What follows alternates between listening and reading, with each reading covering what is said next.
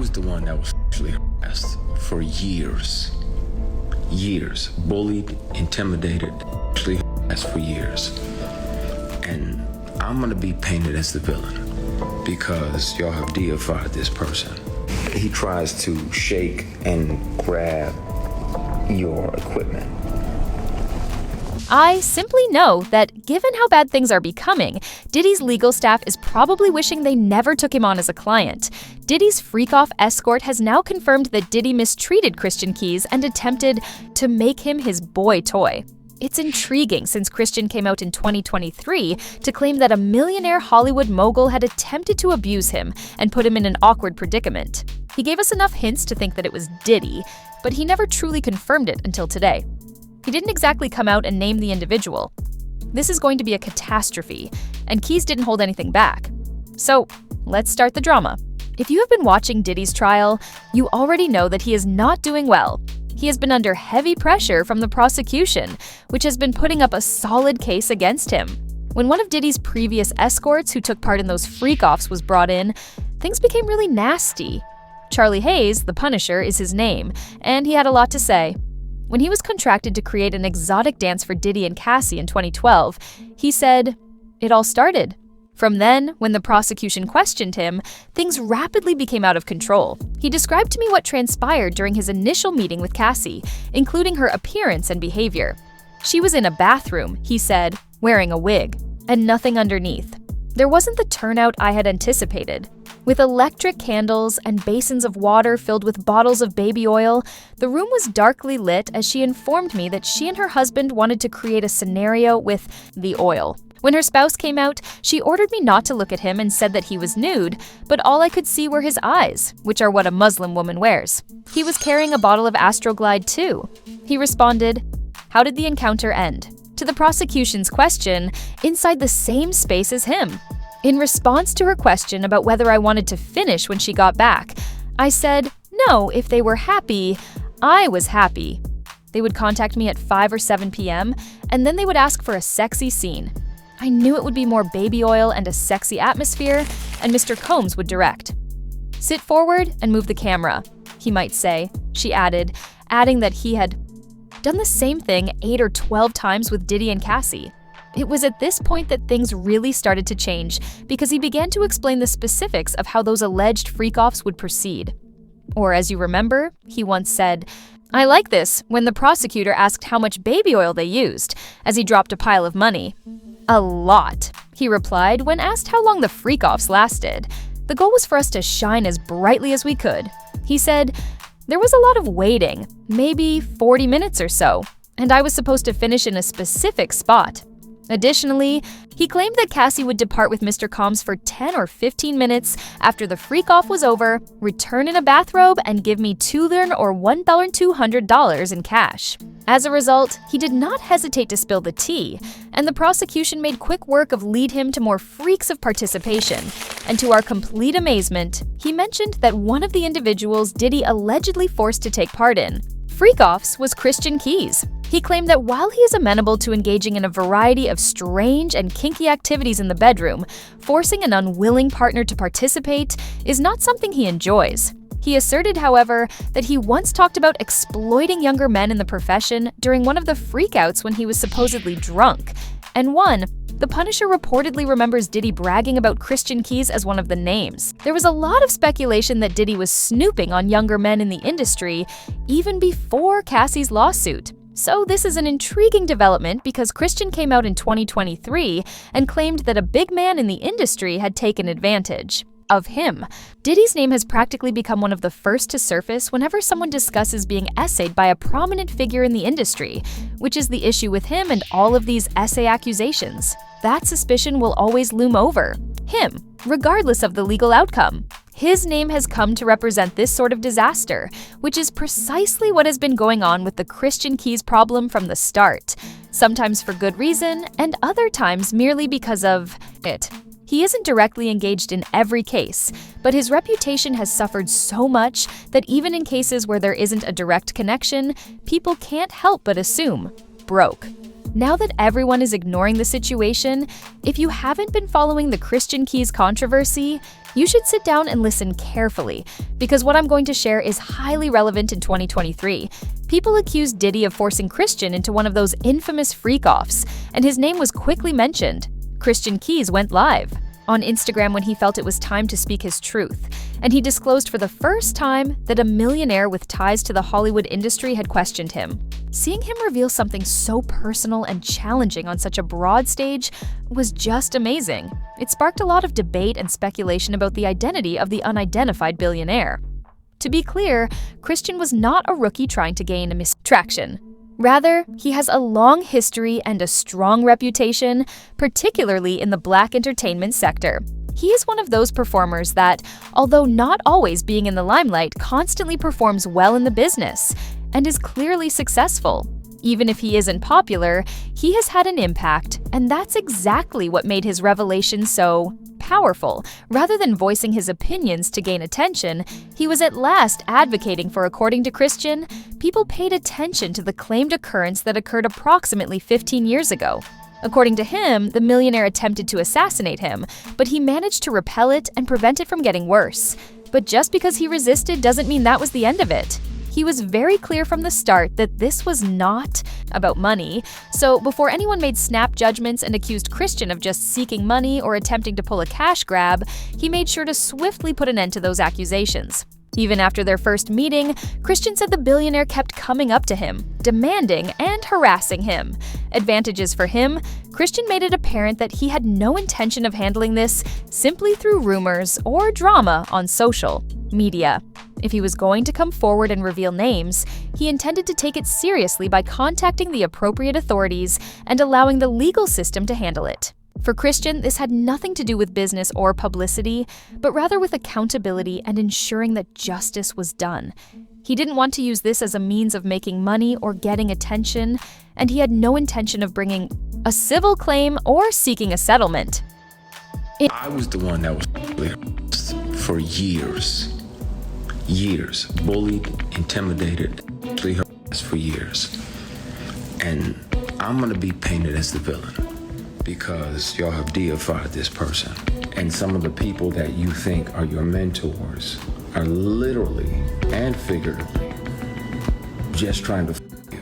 A criminal probe against the millionaire could result from Christian's choice to submit the matter to the authorities. So this is definitely an interesting step.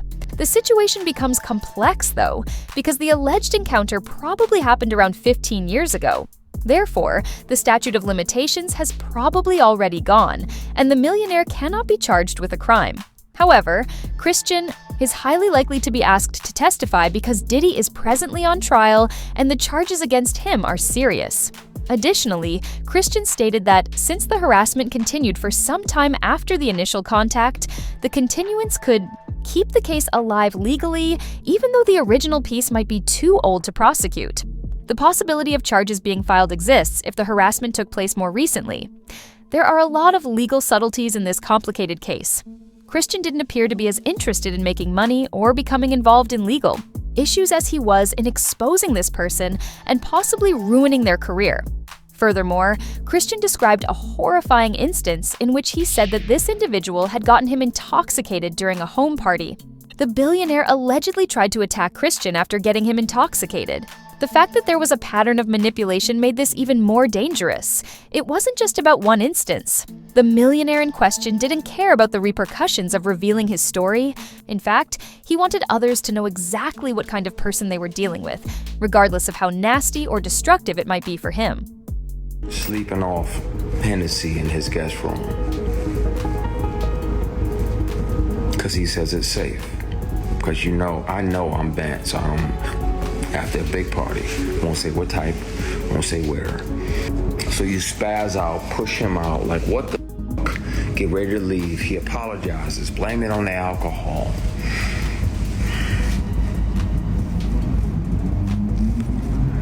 And you try to forgive him. So you're like, all right, man, all right, I'm gone.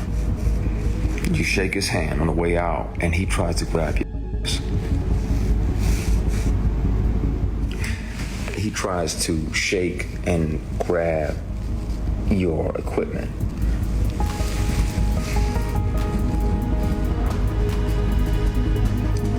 and you spaz even more. I'm like, what the f you doing, man? What the f? Oh, my bad. So you go to leave, he tries to do it again. Now, at that point, my only regret is not breaking multiple bones in this person's face. Like beating the dog out of this person. He also disclosed another unsettling occurrence in which a stranger approached his home and made a $100,000 offer to watch him strip. Even more disturbing was the fact that the man merely wanted to watch Christian undress and not be intimate, or close to him in any manner. The scenario was unusual and unpleasant, and Christian felt objectified and used, which made the billionaire's claimed acts even more bizarre and domineering.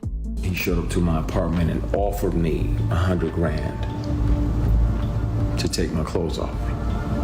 He said, I don't even need to touch you. I just want to see you naked.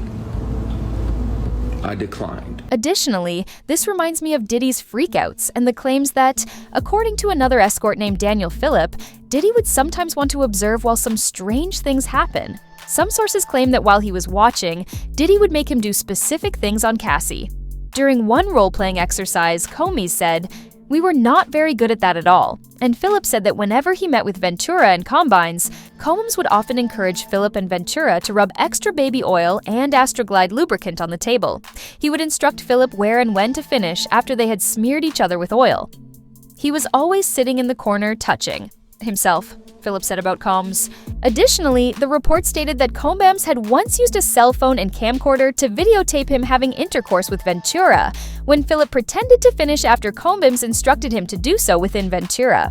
Ventura was then taken into the bedroom by Combs, who kept asking Phillip if he was sure he was done.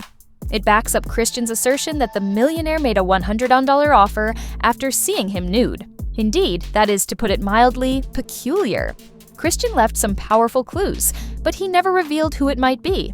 As a result, followers are acting as amateur detectives to attempt to identify the person. When he asserted, for instance, that the individual was a black millionaire in Hollywood, the number of black millionaires in that community was drastically diminished.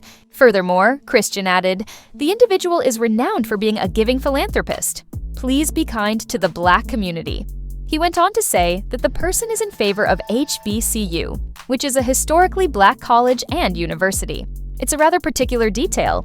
These clues have only served to fuel speculation and keep people guessing who the accusers are.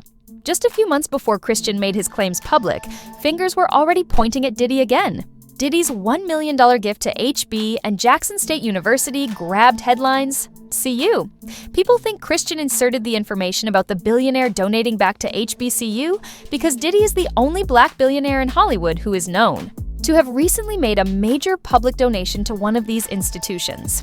It was clear that things were starting to come together since everyone was blaming him and making connections. But Christian had more to tell. After everything that had happened to him, he claimed, he had made the decision to always bring secret recording devices to meetings with the billionaire. This wasn't a random choice. Rather, it was a way for him to safeguard himself and get solid evidence in case he ever felt the need to come out in public or pursue justice through the legal system. Since Christian knew he was up against a strong foe, having those recordings may provide unquestionable proof of what had happened behind closed doors. I've kept one of these on me since '05. Whether it's a keychain recorder or a pen, because most predators would check your phone. And once the sexual harassment started, I was like, well, I gotta protect me, because I'm saying no, and I don't want this person, as powerful as they are, to try to get in the way of my work. So I started recording. So I have them offering me money to take my clothes off. I have recordings when I wasn't working with them or for them. I have recordings of them confessing that, the other guys that they have on the payroll. He claims that he still possesses the tapes, which would prove that he is telling the truth. Some people have even come out to support him. For example, and this is a very complex issue, I think it was around 15 years ago when we first met that you promised to come forward one day. And you did. I'm so proud of you. Remember that waiting is hard, especially for men. Don't be hard on yourself for waiting. It's frightening, I know, wrote Claudia Jordan. Congratulations for seeing yourself in the mirror when you shave in the morning and for not going along to get along, she continued. Your courage will save and make other men and women feel heard. I cherish you, pal. It was strange and unfamiliar, yet you were successful. I will stand by you as a friend because I know it's true, because the tone, energy, and story you conveyed from 2008 are all the same. This doesn't seem to be helpful especially because Christian claims to still have the receipts for his talks with the millionaire in question, Diddy. However, there are indications that the prosecutors are attempting to pressure Christian into testifying. Given that he will be gone for a very long time, Diddy might want to have personalized jail jumpsuits produced for him if that happens.